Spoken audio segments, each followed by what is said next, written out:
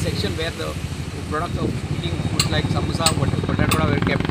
And that rat is seen very clearly. It is entering inside and laying on the all this food stuff.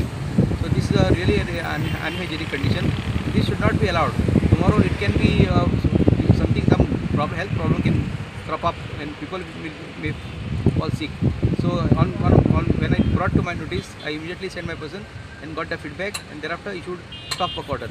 I have already stopped their trade license, and I also directed him to show cause. As of now, his activity should stop forthwith.